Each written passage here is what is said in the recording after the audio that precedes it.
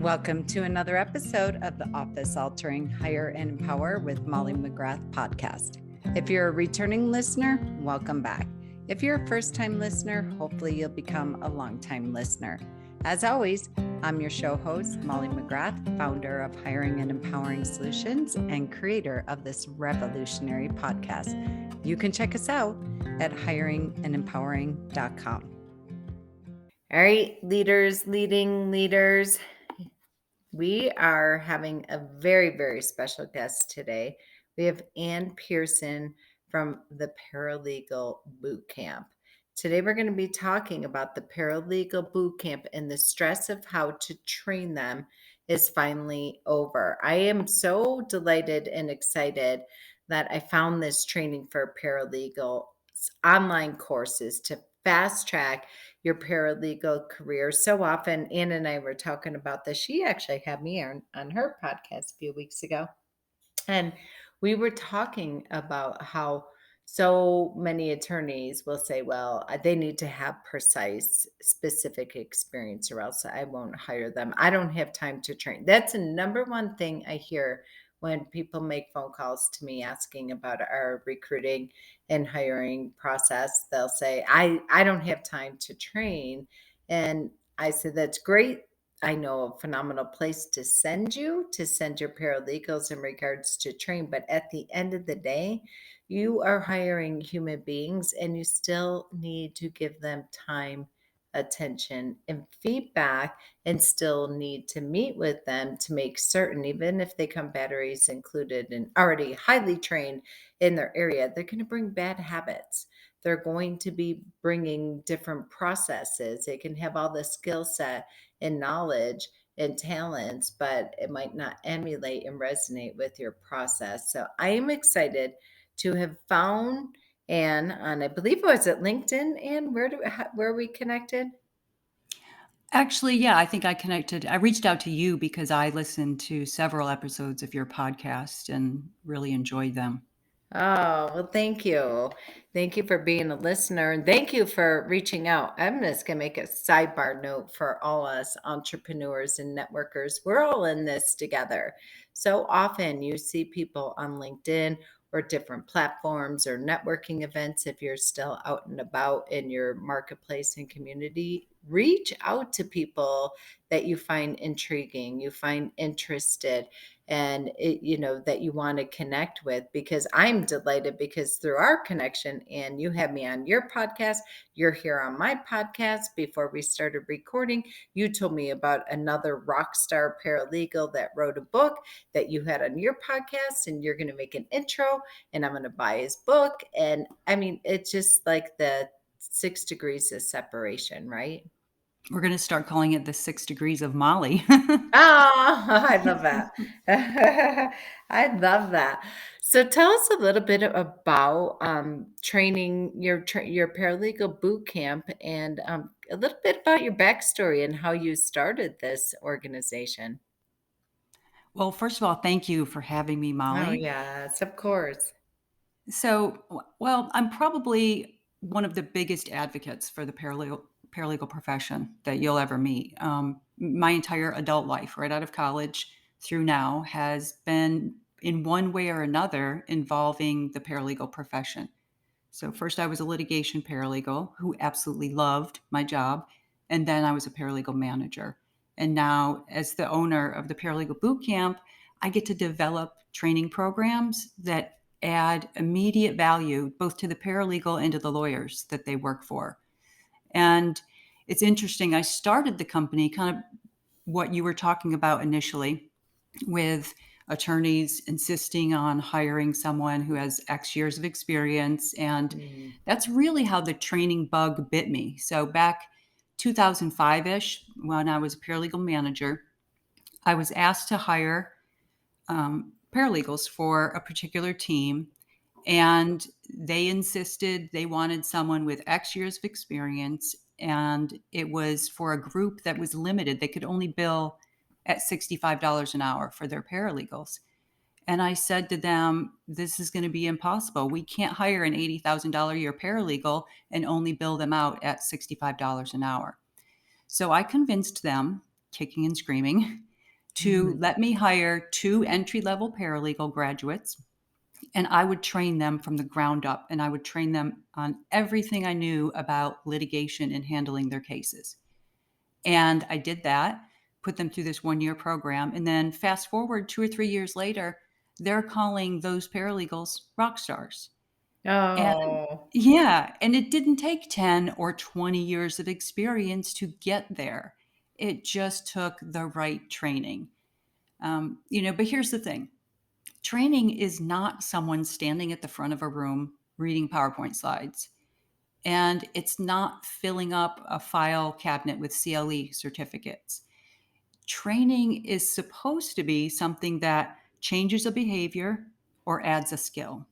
And I think we forget that, when we say, well, we don't want to, quote, train the new paralegal, it's changing a behavior, adding a skill. And so all of our courses, I look at 3 different key things: mindset, behaviors, and skills. Because you can probably attest to this more than anybody, Molly, but when you're hiring someone, it is so much easier to add skills than it is to train them how to be motivated, how to be ambitious, absolutely. Yes. how to be flexible. And so when I first started with those first 2 paralegals, those qualities were the things that I was looking for because I could train them on the skills. So I wanted, like they needed to be adaptable, right, to technological changes, to adaptable to, or I call it like the ability to pivot as well, right? A paralegal who comes in under one practice area, if they have an ability to pivot and an eagerness to learn, they could be a paralegal in any practice area with never working there, in that practice area. So there are so many other qualities that make a really good paralegal. We can give them the skills. I love that. Training is changing behaviors or training a new skill and or both. I absolutely love that. And you said something so critical. So give me these new paralegals, let me train them. 1 year later, years later, they're referenced as rock stars. What do you want to say to attorneys? Anyways, listen, what if they had all the time in the world to train paralegals? I'm sure you've been trained by an attorney at some time during your journey. What would you say to attorneys, even if they did? Because they'll say, I don't have time to train. Okay, well, great. What if you did have the time to train? Is it the highest use and is that your unique ability? That's exactly what I would say to them. And I would say, you're not a trainer, right? You're a lawyer. You went to Yes. school to practice law, not to train people. Now, some people, and that's the same with paralegals, but some people do make naturally good trainers, but that's not because of them going to law school or going to a paralegal certificate program. It's just that's who their personality is. And those are few and far between. And what I would say to them is, why would you want to do that if you could be billing a client at 5 or 6 or $700 an hour? The industry standard out there is that to develop a really good interactive training program, 1 hour of that program fully developed takes about 30 hours for Mhm. preparing for it, right? What lawyer do you know that has 30 hours? So what happens is you just put something together, right? A PowerPoint, you stand up in the front of the room, you tell people, here's how we do this here, and then you're done. And that's not really training. Right. So often I'll have attorneys, they'll call me and they're like, he or she needs to go. They're not getting it. And I'm like, all right, wait a minute. Take a giant step back. Walk me through your training and onboarding process. And it starts with, like you alluded to, I hired them, put them in the conference room. They're supposed to log into ABC portal and, watch videos or sit down and read the paper manual, and people need to see, touch, and feel stuff. They have to teach, show, do, go.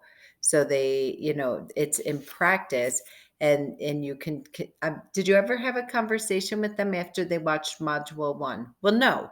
I didn't. Okay, great. So you had them sit down and watch 47 modules without having a debrief conversation with them, without any type. You would never walk into a courtroom like that. Like there's a lot of practice that goes on and conversations and back and forth and bantering to make certain you're on the same page. So attorneys, in my experience, and do this with their employees, and then they're frustrated and disappointed. Yeah, or the other side of that is they'll think, well, we have this, let's call her a rock star paralegal. We have Jill, who's this rock star paralegal, 20 years of experience. She's great. So let's have her train the new person. Just just because they're a great paralegal and they're great at what they do doesn't mean they're going to be a great trainer. And Right. people learn in different ways too. So again, here's a question for you.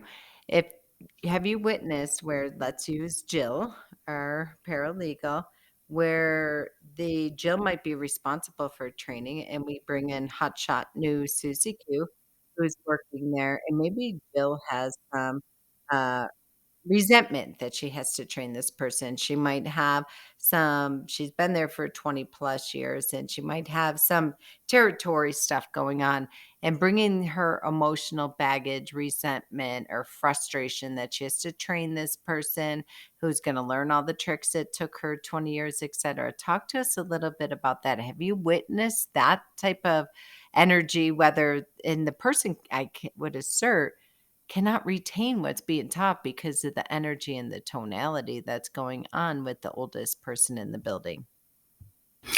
Yeah, I can speak to that. In fact, I hear from junior paralegals all the time, at least once a month, from a paralegal who is paying for one of our courses herself or himself because of that reason. And I saw it back when I was a paralegal manager. And what I was seeing, you gave a bright side, right? Like she's resentful and she's maybe not using the greatest tone. What I've seen is where they just downright refuse to spend any time with these new paralegals. And the attorneys are clueless. They think, okay, well, and sometimes the managers are. They say, Mm. we assigned Susie to Jill. Jill is her mentor. She's getting the training that she needs. The new paralegal is, kind of hesitant to approach anybody, manager or attorney, and say, hey, Jill's not showing me how to do anything. And, you know, this is kind of rampant. I hear from other managers about it too. And what's interesting is the managers, most of the time, they know that this is happening. It's not like Jill is keeping this a secret. They know. I talk to managers every day who say, my senior paralegals won't train my junior paralegals. And that's why we don't hire them, because we've tried it before. And I saw it firsthand. I'll give you an example. So back in the day, my specialty was litigation, but I also managed the corporate, the real estate, the M&A paralegals, immigration, all of that. And so I wanted to bring on a very junior real estate paralegal, knowing that the other people on the team were very much, in the 30-year range. So the rate was higher. We got to start thinking about leverage and all that. And she literally quit after 6 months. She just said, I'm not going to do this. I'm not going to try to fight to get information. I can't get anything from this person, and quit. And lots of paralegal managers see that happen a lot, where they lose what could be potentially a really good hire. I'm surprised that person even lasted 6 months. They, must have had a high threshold for pain.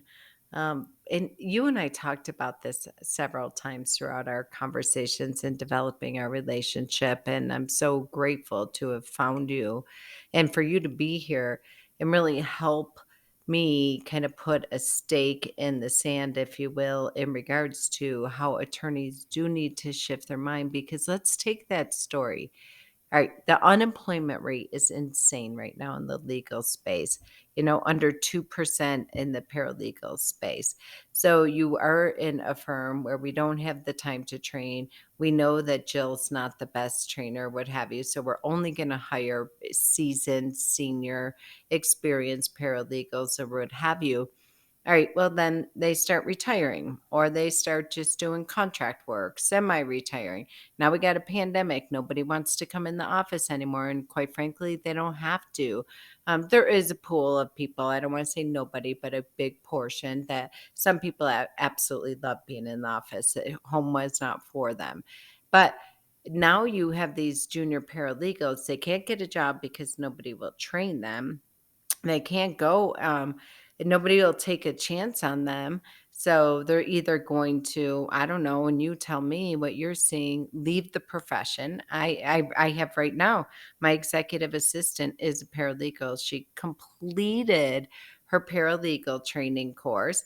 And but about a year and a half right before the pandemic, I think nobody would take a chance on her. Nobody would hire her. So now she is working for other people in the legal professions, myself as a legal assistant, and then another paralegal doing contract work, right? She's making great money. She's like, man, I guess I'll never go to a law firm. I've that ship sailed.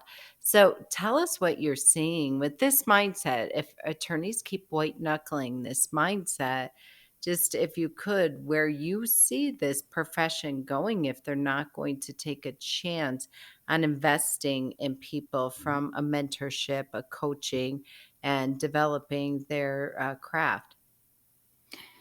Well, I think that the bottom line is going to be it's going to significantly decrease a law firm's profitability. Mm, That's one of my passion points. yeah. In fact, if you Google the word paralegal profitability, the first thing that comes up on Google is a video that I did Oh, on it. oh. Yeah, Well, we're going to share yeah. that in the show note links here. So that's when I started the billable hour boot camp that I have. Part of what I do is talk about that, and I'm passionate about profitability because to me, paralegals are this secret sauce to a law firm's profitability, especially small law firms. But when you start looking at only being able to bill out at a certain level and you've got, like my example, an $80,000 a year paralegal in there, there's a huge gap in lost revenue. And it was all about staffing. So when I was put in charge of those paralegals, it was all about figuring out who's the best fit and price for this particular team, and there's just so much money and revenue out there in paralegals billing for law firms that I think that there's going to be a shift in there is a shift in their profitability if they don't start looking at leverage. They do it with associates. You got to bring in the brand new associates so that eventually they become senior associates and they can handle more cases, and then they go out and get more clients and all of that. And I think that firms should start to look at their paralegals as this is a potential profit center for the firm. And one side note, I have been hearing a lot from paralegals. It's December. Hmm. And if we think unemployment is low now and it's hard to fill those positions, wait till they all get their bonuses at the end of the year. On some of the paralegal groups, you can see posts where Yeah. they're just waiting for that bonus check at the end of December. In January, they're going to get another job because they also know some firms are paying hiring bonuses to get senior paralegals in there. Some firms are, increasing their salaries by 10, 20, $30,000 to get them to hire them. And so I think there's going to be another mass exodus at the end of the year. That's my prediction. Mine too. We're in a lot of the same Facebook private paralegal groups, and I'm seeing that. And I love that you're speaking into the profitability because right now our listeners we have their attention. Like, yeah, yeah, yeah. What do you two know about staffing and running a law firm and yada yada yada? Like I hear it all the time. But you're right. I have so many open jobs right now where and guess what? It's happening on the attorney front too. They're saying the unemployment rate for associate attorneys is 0.9%.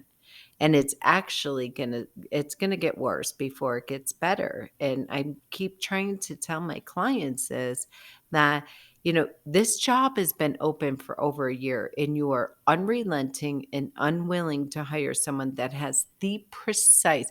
I actually have an attorney that we're working on that will not even look at candidates if they did not go to a prestigious law school. And they are sitting there, but then they'll consistently blow up our email and say, "I am so stressed out. You haven't found me one." And they tell me they're working 7 days a week. They've slept 3 hours this week. They haven't seen their family. I'm like, this is an active choice. We've given you the State of the Union. You're unwilling to, and guess what? If you want a senior attorney, you're going to pay a senior fee, and they don't want to pay what it's going to take to get the right person. So when we do find this purple unicorn and we present it, they're like, "No way, I'm not paying that." And it's just ludicrous when you look at. I've furnished rockstar people, and they won't pay them. They're like, "No, I said 60,000, they want 70," as a way of example. I'm like, have you done the math? So $10,000 difference is $93 a day. Like, don't go to lunch for twice a week or take someone that's insane, especially when you're billing out. So attorneys really need to start shifting their mindset to your point, or you find this beautiful, perfect, pristine resume, all the credentials, all the experience, everything you want to see. You hire the person, and then their attitude is horrible. They have entitlement mentality. They have zero flexibility or personality. And next thing you know, they're gone. And then they blame it on that there's no this whatever, whether they're a millennial or there's no people don't want to work anymore, or then so often they'll blame it on COVID and take zero responsibility for the environment they're creating. Yeah, I see it all the time too. Back to my paralegal management days, one of the best hires I ever made, I had to convince firm management that she would be a good hire because she only had an associate's degree and a paralegal certificate, and they required bachelor degrees. And I hired her. She was the rock star of all rock star paralegals. And I put her on a team where that team said, we only need half of a paralegal. We can't keep a paralegal busy full time, and we don't want it coming out of our budget. So let's split her with another team. And I said, no, it's not going to work. She's going to be great. You're going to love her. Within a year, they were hiring a second paralegal. They said, go find someone just like her. Mm. I did. Now a team that thought they only needed a half a paralegal has two full-time paralegals on, and she went on to do great things. And it was outside the box. So I would just really encourage attorneys and managers and administrators to think outside the box, because I hear those stories every day from people. it, That was the best hire I ever made. I bet, and that's been my experience too. All of attorneys say, "Why are you sending me this resume? I told you they need to have a bachelor's degree." Well, it's just really sad. And to your point, they are cutting their profitability. Well, great. Don't take her, because guess what? Your competition will, and they will run circles around you because they're able to over communicate and over deliver and take on more cases when you're short staffed and nobody returns your prospective clients' calls, or nobody's able to work the file because you're all stressed out and short staffed. So great, don't take them. Your competition absolutely will. If they have an entrepreneurial and a growth and a profitability mindset. Talk to us a little bit about your model, about the Paralegal Boot Camp, and I love that you have training for team and you really take a lot of that off of the attorney's plate. Talk to us a little bit about um, what different programs you have out there. Yeah. So, well, like I said, we have the billable hour boot camp, which is my favorite course to teach, because law firms see the bottom line. They see, an increase in billable hours. So I teach paralegals how to take ownership of their billable hours Mm-hmm. and give them a reason why they should, right? Because you can't just go to somebody, whether it's an associate or a paralegal, and say, you need to bill more hours. Okay, well, how? I don't know, go get more work. Okay, how? Or you need to draft better time entries because we're writing off too much of your time. Well, how do I do that? Um, One quick note I will say about the Bill Blar Boot Camp is when I designed it, it was because it amazes me still to this day that a law firm's sole source of revenue is its billable hours, and it doesn't train their timekeepers how to do it right. That's how a law firm stays alive is their billable hours. And so to me, it just seems like it should be so much more top of mind in terms of training and onboarding. But that's just me. I'll get off my soapbox. So we also have like the personal injury boot camp is all about pre litigation for plaintiffs' personal injury paralegals, teaches them from case intake all the way through settlement and negotiations. And then the litigation, e-discovery, and trial prep boot camp, they all focus obviously on litigation paralegals. But every one of them is designed to give immediate value to paralegals.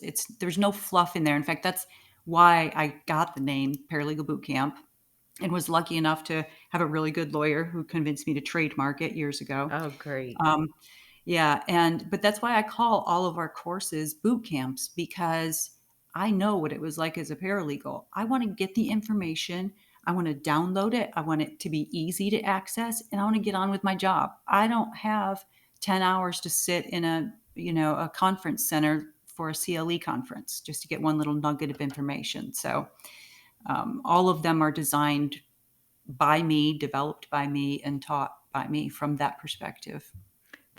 So it can be do it yourself. Do you have any type of group coaching that comes with it?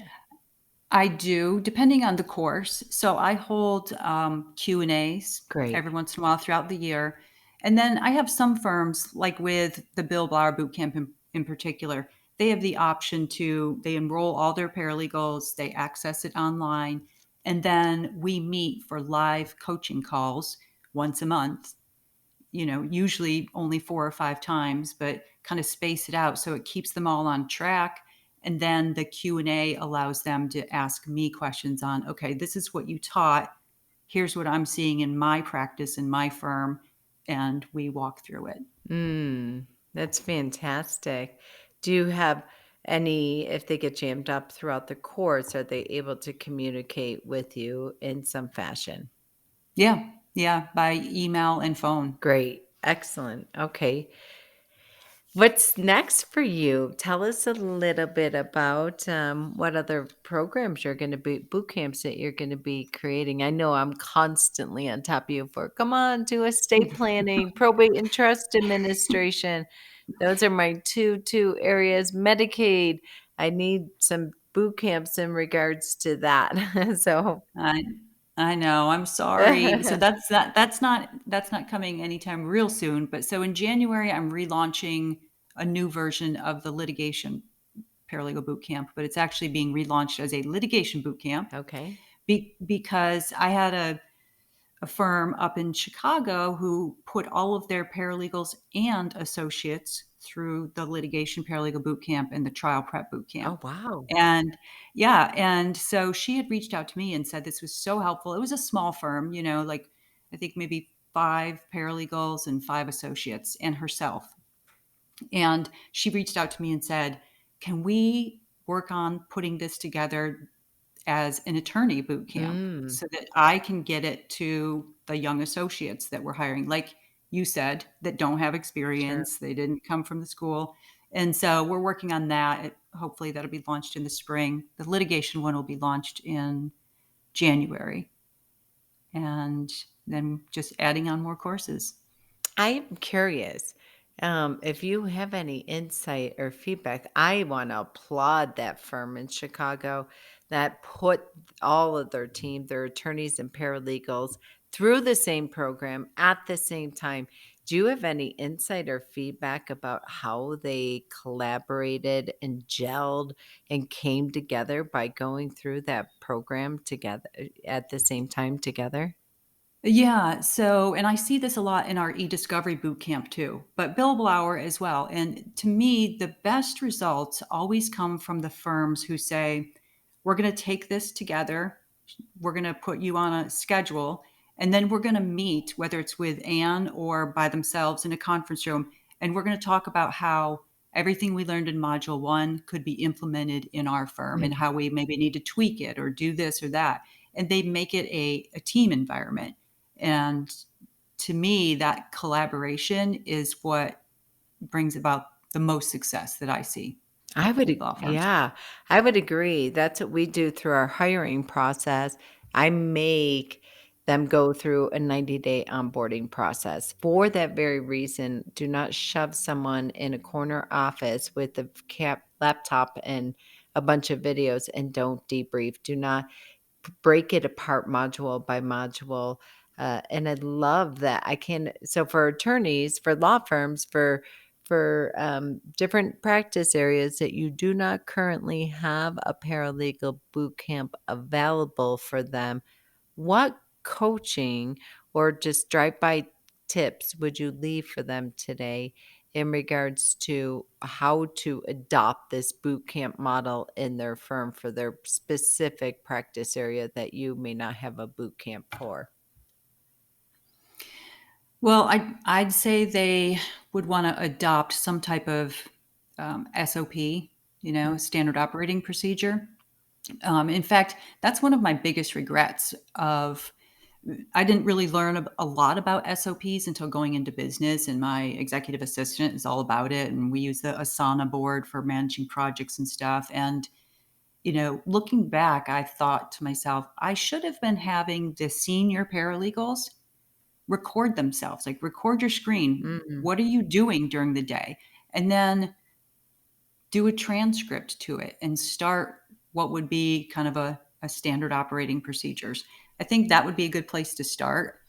Um, you know, Stay away from the typical like, oh hey, the vendor's going to come and do a lunch and learn, and design the training yourself. It takes a lot of time. If you want a really good program, like I said, 30 hours to do a 1 hour training, it can be pretty extensive. But I would say if you're not going to outsource your training and you don't have an internal training system, then have some accountability. If you're appointing this senior associate to train the new associate, then ask to see what are they training on? When are you meeting? How often are you meeting? Yeah, I would agree. So treat it like a boot camp. Make sure you have same place, same time for, okay, great. This week we're doing module one. If you don't have the luxury of doing it together, which I would highly recommend that you do based on what you're sharing with us here, Anne, then make certain that you have same place, same time to debrief and to look that. And that's, I think, as you were talking, many of us did not have SOPs when we started out, even 15 plus or less years ago. They're really people are finally seeing, thanks to EOS and Traction and all the wonderful models that are out there about building SOPs. But I really want to highlight that. Make sure that you have the time to go back and debrief, and you can kill two birds with one stone. What I'm hearing from you is the ability to train, onboard, systematize, but then also refine. I always say the best person to give a system to is to somebody that knows absolutely nothing about it, because they're going to come back with the nitty-gritty questions. They're going to and encourage that. So often we all know we're afraid to ask a stupid question. I hear that from employees. I'm like, "What did you clarify? Did you ask the question?" No, I didn't want to look stupid. No, I didn't know if it's a custom. Or I asked Jill, the senior paralegal, a question before and I got, a dirty look or I got a half-assed answer or what have you, right? Right. Well, the thing is, they don't know what they don't know. So maybe they don't even know to ask that right question because they don't know. that they don't know. Exactly, exactly. And that's when I love when new people come in and they ask that question. You're like, and 9 out of 10 times, the attorney or the person who's been doing it a long time, like, I don't know, it's just how we've done it. So I love when they come in there and they're, production cop, quality assurance cop, so to speak, right? Right. You know what? I'd like to add Please. to that for people who are thinking, okay, we need to hire some people. Uh, Back to 2005, if I were to go back then, how I was doing the training, it was before there was any fancy learning management software tools. What I did was I would hire them in groups, batches. I would have at least two starting at the same time to make it worth my while to train to spend that amount of time training. So I would hire two, sometimes three at a time. I would meet with them once a week in the conference room, and I assigned each of them a case for this was the products liability team. They were assigned one case and one case only. And I would teach them what was going on in the case, whether it was drafting discovery or getting ready for depositions or whatever. And then I would have them go do it as if it was homework for the week Mm. and bring it back to me. And what that did is it took it away from the attorney's plate, right? They were bringing all the work to me. So I would review it, tell them what was wrong or right about it before the attorney ever got their eyes on them. So it was a good filter. Now that takes time, right? That was a very time consuming project to do. So you wanted, if you're going to do it yourself, then make sure that you're doing it for more than one person because that would be a lot for one hire. Yeah, well, it takes time. It's time well invested as long as it's consistent, right? Right. And that's why it would be every single week we would meet. Yeah, absolutely. That is consistency and persistency, folks. Getting that on your calendar, unwavering. Paralegals, if you're listening, don't let your attorneys off the hook. Use some of the verbiage and language that Anne has shared with us today as leverage for them not to ditch that meeting, to keep going, and what the end result is for them. SOPs, profitability, a training system that is duplicatable. It's not just about you being there and training you, but it's something that we can use to train our replacement, our next hire, as we all leverage and grow. All right, Anne, tell our listeners how they can get in touch with you. And folks, I'm going to put this in the show notes as well. And if you would send me that YouTube video, I would love that. Or I guess I can just Google it, huh? And I'm going to put, Yeah, yeah, I'm going to Google that and I'm going to put it here in the show notes so you all can take a look at the paralegal profitability, correct? correct. Yeah. Yeah. So they can connect with me on LinkedIn. It's / Ann Pearson. Great. Um, my website is paralegal bootcamp.com. And then, of course, there's the podcast show, Paralegals on Fire podcast show with Ann Pearson. And your YouTube video is actually on your website, I just found. So I'm excited for that as well. Good. Yeah. Well, thank you, Anne, so much for being our guest. Thank you for being an unwavering stand for the legal community, in particular, the attorney paralegal relationship, and all the amazing resources that you are providing. So we no longer can have the quote unquote excuse that I don't have time to train. Well, thank you, Molly. Thank you for getting the word out. Absolutely. And thank you for being a leader, leading paralegal leaders and being such an advocate for it. And paralegals listening, I hope that Anne has inspired you to step up, lead, use your voice, and communicate the things that you want to see within the profession, within your law firm, and what you see as a value add in regards to SOPs, systems, and process, because we believe in you and we are absolutely unwavering stands for taking a chance on newer paralegals. That's so well said, Molly. Hmm. All right. Until next Okay. time, this has been All an right. episode of Hiring and Empowering Solutions. Check us out. Make sure you hit the subscribe button so you can get more goodies like this each and every Tuesday. We've reached the end of yet another episode of the Hire and Empower with Molly McGrath podcast, where dream teams of entrepreneurs in an entrepreneur's world really do come true. Listen, whether you're a business owner, employee, executive, or hiring manager, we fully understand hiring, onboarding, and leadership is expensive, exhausting, often overwhelming, and absolutely time-consuming for the already taxed professional. Well, we have your back on all fronts. For 25 years and counting, we have transformed over 4,000 law firm teams into the most efficient, resourceful, and profitable asset of your business. Check out our Smart Hire solution, our employee leadership program, and the 66-day law firm turnaround at hiringandempowering.com.